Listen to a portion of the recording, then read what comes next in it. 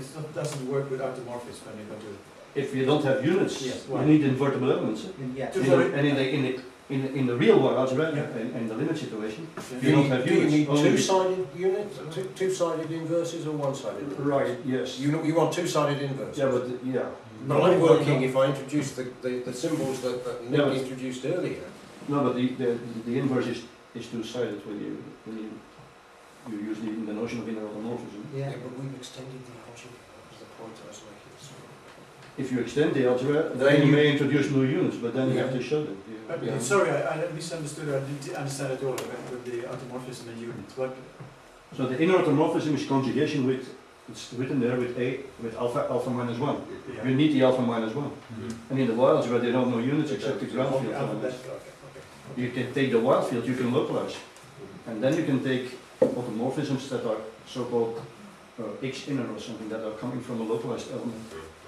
But they may go out of the algebra. So then you have to work in the quotient field.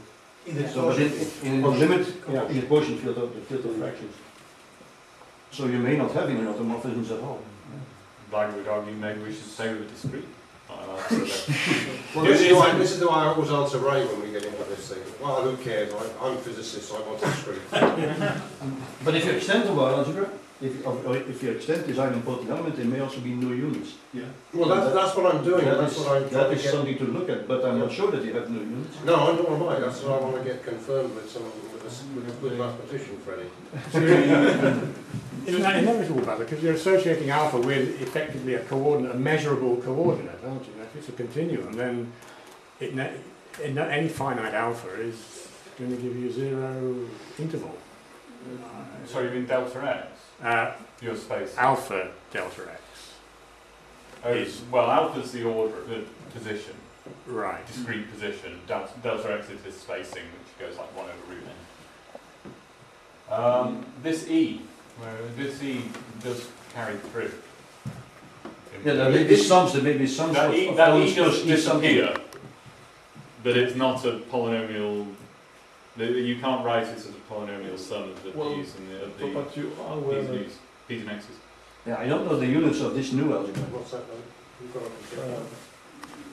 the commutative of x and p equals I, or I times the identity. This can only be in infinite dimensions. Yes. Yeah. That's in the limit. That's in the limit. That's the limit. Yes. Yeah. That's right. This is the limiting case. Therefore, there are no units normally, but they add this element. But they add these. That's the. And there may be some a plus b e, and that may be a unit, perhaps by accident.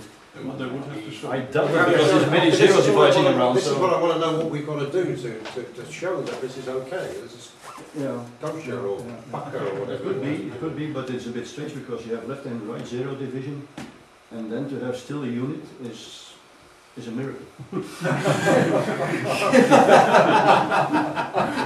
But maybe we need miracles. So. That's the derivative idempotent in the discrete Lyell algebra, which satisfies the where'd they gone? I'm going the wrong way now. I've gone back to Basel disease now. I can't operate my own machine now. So in the Lyell algebra, the P and the X that I introduced, which don't have that commutation relation, they have the n-dependent commutation relation.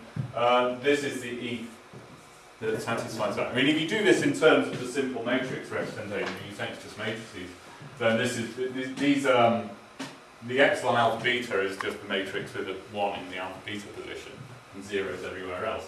So this is just a column vector, basically. So this E is just your that.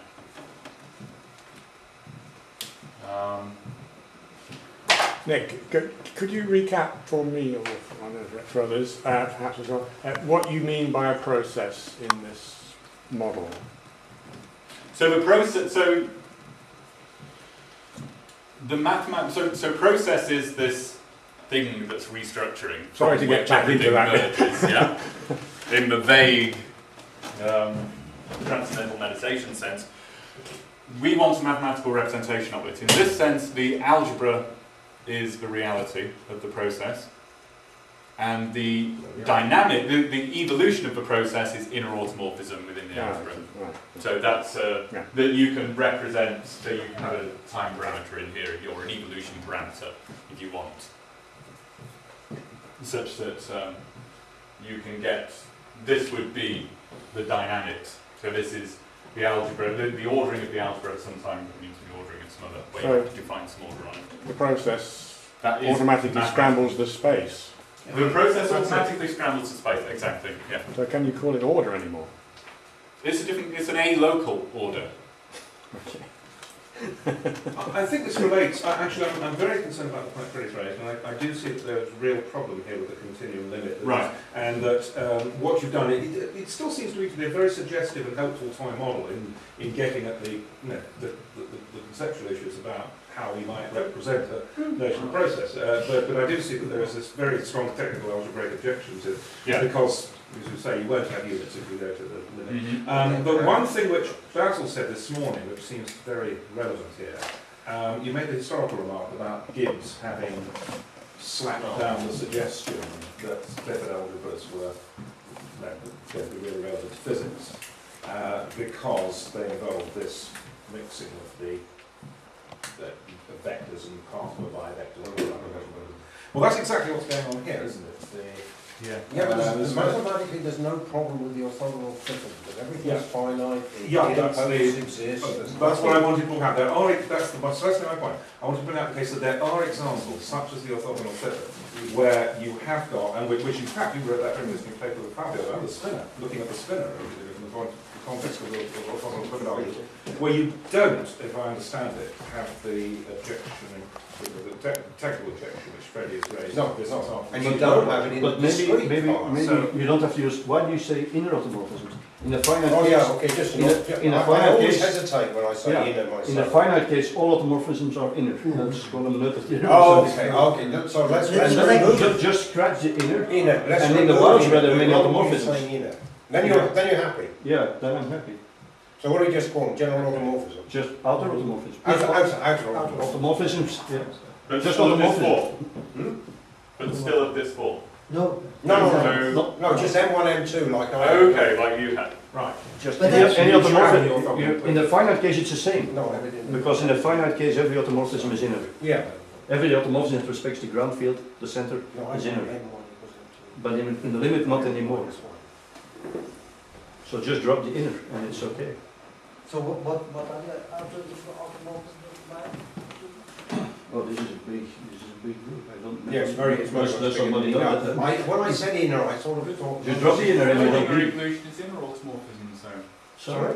Schrodinger evolution is inner automorphism. No, it's here in the finite case. In the finite case, everything is inner. By Scholen-Murter theory. Right. Well, if it automorphism that respects the center, ground field, Right. is inner. Are you thinking of the Heisenberg algebra, which is essentially inner? No. I'm thinking of.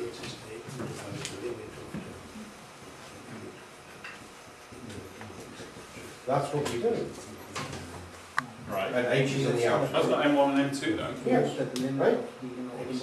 That's essentially M1 and M2, that's the right kind of Okay. No, for automorphisms.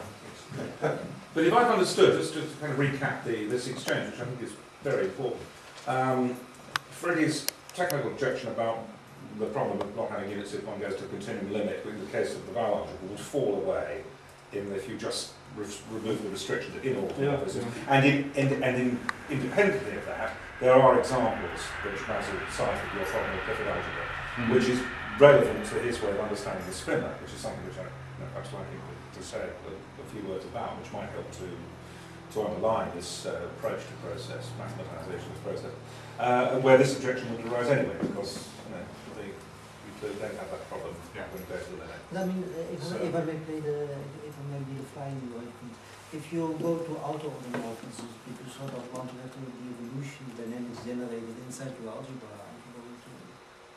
I mean, the nice thing, like you said,